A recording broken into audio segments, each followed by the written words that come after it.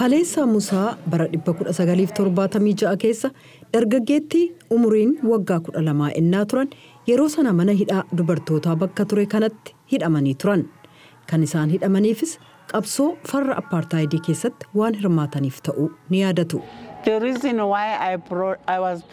Sababaa an asitti fidameefi mana Winnie Mandeellaatti waan na arganiifi biyya koof eegumsa gochuuf jecha qawwee AK-47 dhukaasuu shaakalaan ture. Bara 1994 keessa Neelsan Maandeellaan pirezidantii gurraachaa jalqabaa ka biyyattii ta'anii ennaa filataman akkam akka gammadan Paleessaa Musaa ni yaadatu. Waggoota 30 booda har'a paartiin biyya bulchu African National Congress yookaan ANC keessatti malaammaltummaa isaan argan hedduu kan isaan gaddisiise ta'uu Paleessaan ni dubbatu. You know what? Our country, I don't know. Waa'een biyya keenyaa naaf hin galu. Maallaqa nyaachuu qofa ta'eera. Waa'ee uummata paarlaamaatti isaan ergee hin yaadan nu irraanfataniiru. Manni hidhaa hamaan yeroo tokko Paleessaan itti hidhamanii turan har'a muuzeemii ta'ee jira. Bakka teessoo heera biyyattiis.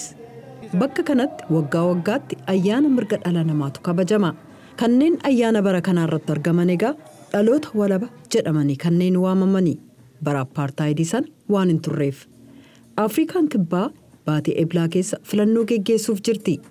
Xiinxaltoonni dargaggoonni ba'anii yoo sagalee kennu ta'e jijjiirama fiduu akka danda'an tilmaamaa jiran. Teessaa Dooms waaltaa qorannaa haaraa Rivoyinaa Circle jedhamuuf daayirektara. Dargaggoonni qoftillee yoo ba'an kanneen umriin isaanii waggaa 35 gad ta'e qoftillee nama sagalee kennu miliyoona 14 kan ta'utu ba'e jechuudha.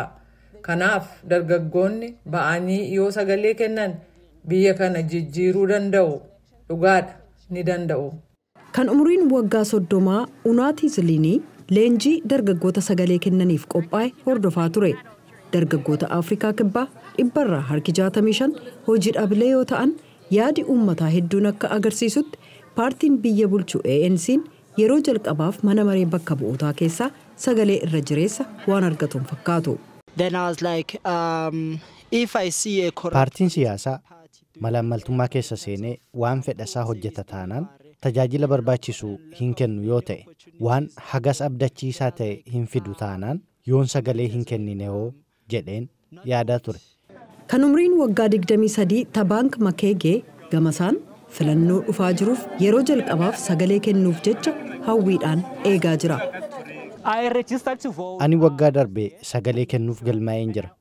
Kanneen kaanis miidiyaa hawaasaa Instagram, Facebook fi WhatsApp irratti sagalee kennaa jedhee dadammaqseera. Afrikaa kibbaa keessa kan jiru malaammaltummaan qixxummaan dhabamuun akka jijjiiramuun fedha. Jijjiiramatti nan amana.